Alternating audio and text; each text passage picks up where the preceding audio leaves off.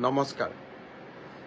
যোৱাকালি নিশা মই দেৰগাঁৱলৈ গৈছিলোঁ। উদ্দেশ্য আছিল আজি ৰাতিপুৱা অসম বন সুৰক্ষা বাহিনীৰ ৩য়টো বেটেলিয়নৰ পাছিং আউট পেৰেডত অংশগ্ৰহণ কৰা। আপোনালোকে জানে যে যোৱা বছৰ আমি যেনেকৈ 5টা কামাণ্ডো পুলিচ বেটেলিয়ন নিৰ্মাণ কৰিছিলোঁ নতুনকৈ, তেনেকৈ অসমৰ ৩য়টো বন সুৰক্ষা বাহিনীও আমি নতুনকৈ নিৰ্মাণ কৰিছিলোঁ। ইয়াৰ ফলত 940 গৰাকী বন সুৰক্ষা বাহিনীৰ কনিষ্টবল জোৱানৰ নিযুক্তি হৈছিলে। সুদীৰ্ঘ এটা বছৰৰ প্ৰশিক্ষণৰ পিছত আজি তেওঁলোকৰ দীক্ষান্ত সমাৰোহ হৈছিল। দেৰগাঁৱত এই দীক্ষান্ত সমাৰোহত মোৰ যোগদান কৰাৰ সৌভাগ্য হৈছিল। কনিষ্টবল জোৱানসকলৰ সুন্দৰ কুচকাৱাজ আৰু তেওঁলোকৰ পিতৃ মাতৃ অভিভাৱকসকলকো লগ পোৱাৰ মোৰ সৌভাগ্য হৈছিল। বাৰে বাৰে এটাই কথা মনত আহিছিলে যে যদি অসমত নিকা নিযুক্তি নহ'লহেঁতেন, স্বচ্ছ নিযুক্তি নহ'লহেঁতেন, এই ল'ৰা ছোৱালীবিলাকে আজি এই কুচকাৱাজত অংশগ্ৰহণ কৰিব পাৰিলেহেঁতেন নেকি? আৰু কোনোবাই যদি পাৰিলেহেঁতেনো, দেউতাক মাকৰ মূৰৰ ওপৰত 5 লাখ 6 লাখ টকাৰ ধাৰ থাকিলেহেঁতেন। আৰু ধাৰো তেনেকুৱা নহয়, সুদত লোৱা টকাৰ ধাৰ। প্ৰসংগক্ৰমে মই আজি উল্লেখ কৰিছিলোঁ যে আগৰ ভাৰতীয় জনতা পাৰ্টিৰ আগত আমাৰ চৰকাৰবিলাকত চলি থকা নিযুক্তিৰ প্ৰক্ৰিয়া। যোৱা কেইদিনমান আগতে ন্যায়ালয়ে ৰাকেশ পালক দুৰ্নীতিৰ অভিযোগত অভিযুক্ত কৰিলে। লোকসেৱা আয়োগৰ সদস্যসকলকো বহুকেইজন সদস্যক কাৰাদণ্ডৰে দণ্ডিত কৰিলে। কোনটো ৰাজনৈতিক দলে ৰাকেশ পালক APSCৰ চেয়াৰমেন হিচাপে নিযুক্তি দিছিল? বিপ্লৱ শৰ্মাৰ প্ৰতিবেদনে বহু কথাকে কয়, কেতিয়াবা আমি তাকো পঢ়িম। কিন্তু এই ৰাজনৈতিক দলটোৱে ৰাকেশ পালৰ দৰে নিযুক্তি দিয়াৰ বাবে ক্ষমা খোজা উচিত হয় নে নহয়? কাৰণ সেই সময়তো বহুত পঢ়া শুনা কৰা ল'ৰা আছিল। ACS, agriculture department, industry department, APS হোৱাৰ সপোন দেখিছিল। কিন্তু এটা ৰাজনৈতিক দলে ৰাকেশ পালক নিযুক্তি দিয়াৰ বাবেই এটা জেনেৰেশ্যন ধ্বংস হৈ গৈছিলে। তেওঁলোকে চাকৰি বাকৰি নাপালে। আজি হয়তো ক'ৰবাত তেওঁলোকে জীৱন সংগ্ৰামত লিপ্ত হৈ আছে। যোগ্যজনৰ জাগাত অযোগ্যজনে চাকৰি পালে। আজি আমি অযোগ্যজনক বৰ্খাস্ত কৰাৰ পিছতো সেই সময়ৰ যোগ্যজনক চাকৰি ঘূৰাই দিব নোৱাৰোঁ।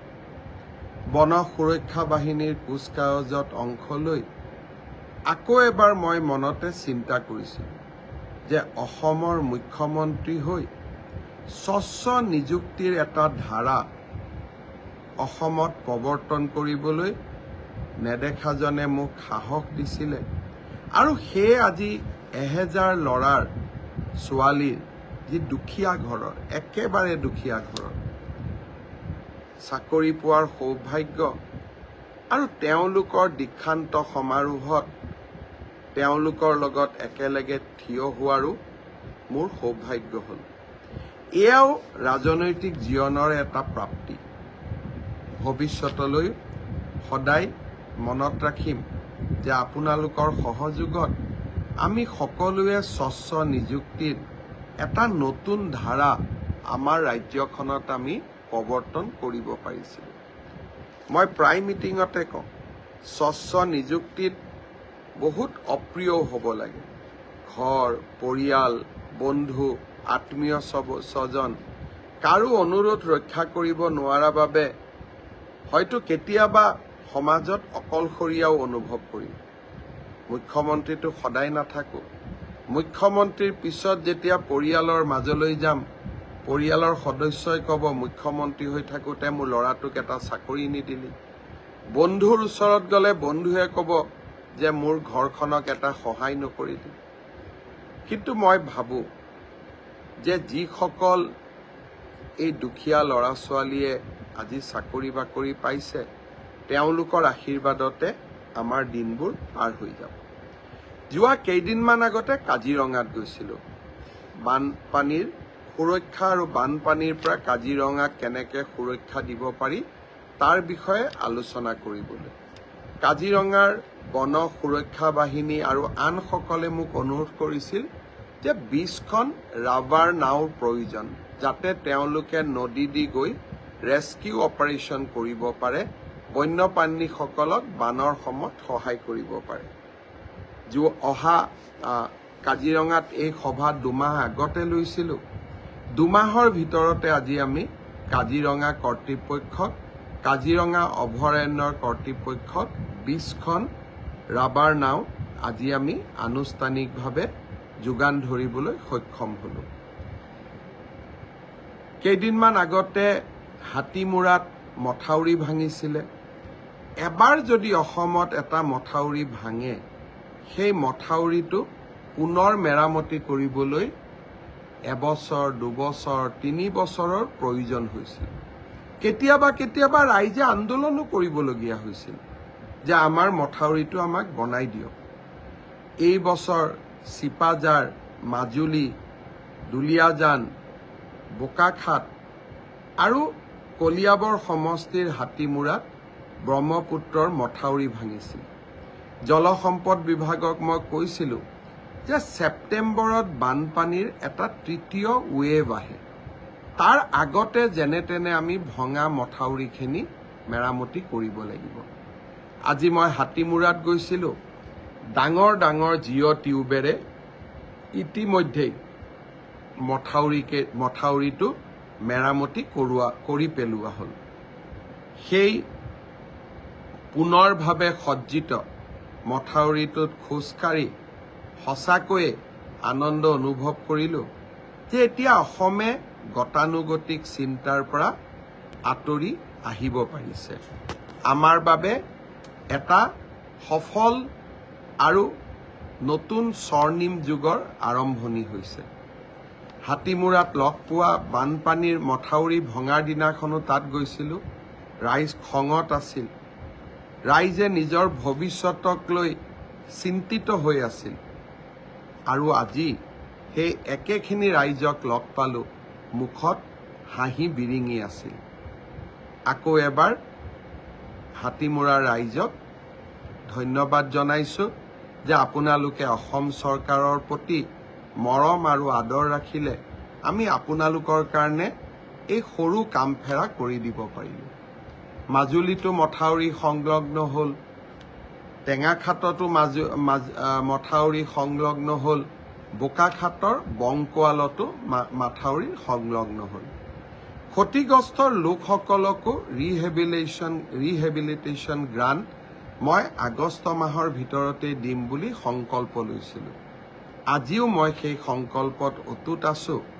আগষ্ট মাহৰ ভিতৰতেই বানপানীত ক্ষতিগ্ৰস্ত লোকসকলক যিমান পাৰোঁ ৰিহেবিলিটেশ্যন গ্ৰাণ্ট ঘূৰাই দিবৰ বাবে মই চেষ্টা কৰিম। কেইদিনমান আগতে মোৰ কাৰ্যালয়ত নগাঁও বটদ্ৰৱা সমষ্টিৰ 12গঙা মন্দিৰৰ বিষয়ববীয়াসকল আহিছিল। সুন্দৰ নামঘৰ, 12খন দুৱাৰ, হাজাৰী ভাওনা তাত অনুষ্ঠিত হয়। বিধায়ক ৰূপক শৰ্মা আৰু জিতু গোস্বামীৰ লগত আজি যিহেতু কলিয়াবৰৰ পৰা ৰাস্তা দিয়ে নগাঁৱলৈ আহি আছিলোঁ, অলপ সময় 12গঙা নামঘৰলৈ গ'লোঁ, নেদেখাজনক প্ৰণিপাত কৰিলোঁ আৰু নামঘৰটোৰ অৱস্থাৰো বুজ ল'লোঁ। ভক্তপ্ৰাণ ৰাইজক লগ পাই খুব ভাল লাগিল। আজিকালি মই য'তেই নাযাওঁ কিয় চৰকাৰী আতিথ্যৰ পৰিৱৰ্তে ভাৰতীয় জনতা পাৰ্টীৰ কাৰ্যালয়ত সোমাই আমাৰ কাৰ্যকৰ্তাসকলৰ লগত ভাত এসাঁজ খাবৰ যত্ন কৰোঁ। আজিও উভতি আহোঁতে নগাঁও জিলা ভাৰতীয় জনতা পাৰ্টীৰ কাৰ্যালয়ত সোমাই একেলগে কাৰ্যকৰ্তাসকলৰ লগত একাপ চাহ খালোঁ। খুব সুন্দৰকৈ কাৰ্যকৰ্তাসকলে বনাই অনা, ঘৰত বনাই অনা ৰুটি আৰু তৰকাৰীৰো সোৱাদ ললোঁ। ভাৰতীয় জনতা পাৰ্টি এটা পৰিয়ালৰ দৰে আৰু আমি সেইদৰেই থাকিব বিচাৰোঁ। যোৱা পৰহি দিনা গুৱাহাটীত প্ৰবল বানপানী হৈছিল। ছ'চিয়েল মিডিয়াত স্বাভাৱিকভাৱে বহুতে আমাক ট্ৰলো কৰিছিল আৰু খং উঠাও স্বাভাৱিক আছিল। বহু ৰাতিলৈকে গুৱাহাটীৰ ৰাজপথত বহুজনে গাড়ীত আবদ্ধ হৈ আছিল। স্কুল আৰু কলেজৰ পৰা উভতি অহা ছাত্ৰ ছাত্ৰীসকলেও পানীত আবদ্ধ হৈ আছিল। খং উঠাত তেনেই স্বাভাৱিক। ৰাজ্যৰ মুখ্যমন্ত্ৰী হিচাপে মই যেতিয়া সফলতাসমূহৰ দায়িত্ব লওঁ, সফলতাসমূহৰ বাবে মই গৌৰৱ অনুভৱ কৰোঁ, বিফলতাসমূহৰ বাবেও মই নিশ্চয় দায়িত্ব ল'বই লাগিব। যিজনে সফলতাৰ ক্ৰেডিট ল'ব খোজে তেওঁ বিফলতাৰো ক্ৰেডিট বা বিফলতাৰো দায়িত্ব ল'ব লাগিব।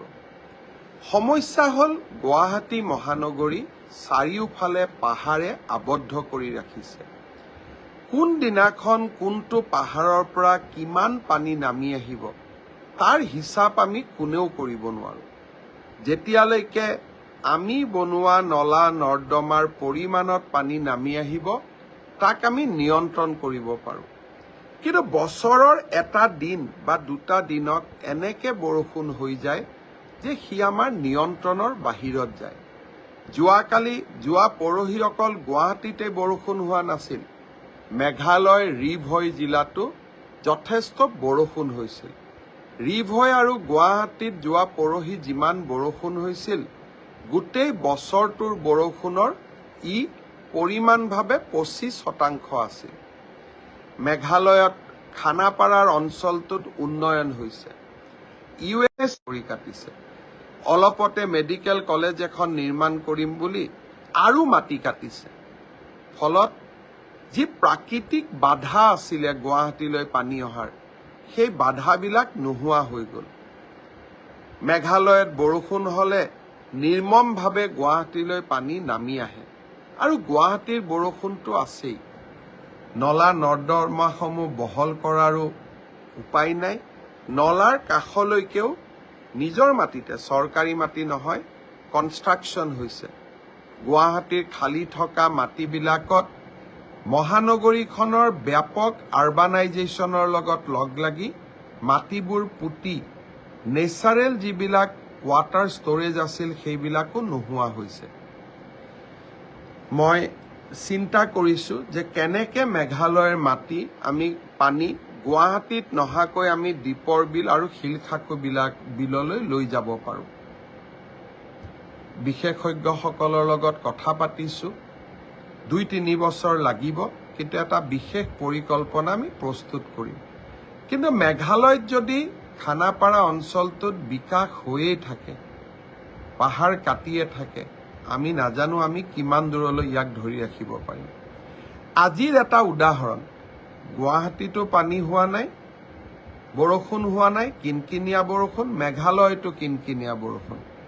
কিন্তু গোটেই যোৰাবাটখনত হঠাতে ক'ৰবাৰ পৰা পানী আহি গোটেই যোৰাবাটখনত আৰ্টিফিচিয়েল ফ্লাডত একেবাৰে আঁকোৱালি ল'লে। গাড়ী মটৰ যাব নোৱাৰা হ'ল। ময়ে বুজি নাপালোঁ যে ক'তোৱেই বৰষুণ হোৱা নাই, অথচ পানী ক'ৰ পৰা আহিলে। তথাপিতো কৃত্ৰিম বানপানী আমাৰ এটা সমস্যা। গুৱাহাটী দক্ষিণ পূব এছিয়াৰ দুৱাৰদলি। সমস্যাৰ সমাধান আমি চেষ্টা কৰিবই লাগিব। সমস্যাৰ পৰা আমি পলাবও নোৱাৰোঁ। চেষ্টা অব্যাহত থাকিব।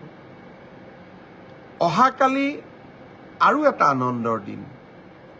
নিৰ্বাচনৰ সময়ত আমি বিভিন্নজনৰ ঘৰত সমীক্ষা পত্ৰ পঠিয়াইছিলোঁ যে আপোনাৰ ঘৰৰ ছোৱালীজনীয়ে এইবাৰ নতুনকৈ ফাৰ্ষ্ট ইয়াৰত এডমিশ্যন ল'ব নেকি। নিৰ্বাচনৰ সময়ত মই ফৰ্মখিনি এইকাৰণেই পঠাইছিলোঁ, পৰীক্ষাৰ ৰিজাল্ট দিয়া নাছিল। গাৰ্জেনসকল যাতে আশ্বস্ত হয়, এইবাৰ ছোৱালীজনীৰ পঢ়াৰ দায়িত্ব মামাই ল'ব। ছোৱালীজনীক কম বয়সতে বিয়া দিব নালাগে। তাই মেট্ৰিক পাছ কৰিছে, বিয়াৰ দৰা নিবিচাৰিব। তাইৰ কাৰণে কলেজ এখন বিচাৰক। হায়াৰ ছেকেণ্ডেৰী পাছ কৰিছে, বিয়াৰ দৰা নিবিচাৰিব, কলেজ এখন বাছক। আজি সেই প্ৰতিশ্ৰুতি পালন কৰাৰ সময় আহি পৰিল। অহাকালি আমি নিযুত মইনা আঁচনি আৰম্ভ কৰিম। নিযুত মইনা মানে কি? অৰ্থাৎ 10 লাখ মইনাক আমি এই আঁচনিখন দিম। এই বছৰ প্ৰায় 3 লাখ, অহা বছৰ 3 লাখ, তাৰ পিছৰ বছৰ 3 লাখ। 10 লাখ ছোৱালীক বা আমাৰ ভাগিনীক আমি এই আঁচনি দিম। তাৰ পিছত এই আঁচনিখনৰ প্ৰভাৱ আমি বিশ্লেষণ কৰিম। এই আঁচনিখনত কি পাব? উচ্চতৰ মাধ্যমিক যিসকলে প্ৰথম বৰ্ষত নামভৰ্তি কৰিছে, তেওঁলোকে চৰকাৰৰ পৰা 1000 টকা পাব। উচ্চতৰ মাধ্যমিক দ্বিতীয় বৰ্ষলৈ যেতিয়া উন্নত হ'ব তেতিয়াও পাব। আৰু অহাবাৰ প্ৰথম বৰ্ষত যিসকলে নামভৰ্তি কৰিব তেওঁলোকেও পাব। হায়াৰ ছেকেণ্ডেৰী পাছ কৰি যিসকলে ডিগ্ৰীত নামভৰ্তি কৰিলে তেওঁলোকে 1250 টকা পাব, ছোৱালীসকলে পাব। বিয়া হ'লে কিন্তু নাপাব, বিয়া নোহোৱা থাকালৈকে পাব। বিয়া হৈ গ'লেতো আঁচনিখনৰ অৰ্থই নাথাকিব, বাল্য বিবাহটো হৈয়ে গ'ল। কিন্তু বাল্য বিবাহ যাতে হ'ব নালাগে, ছোৱালীজনী যাতে ঘৰৰ অৰ্থনৈতিকভাৱে বোজা হ'ব নালাগে, তাৰ বাবে আমি 1250 টকা প্ৰতি মাহত দিম 10 মাহৰ বাবে। 2 মাহ গৰম বন্ধ থাকে। আৰু বিশ্ববিদ্যালয়ত যদি পঢ়ে 2500 টকা দিম প্ৰত্যেক মাহত।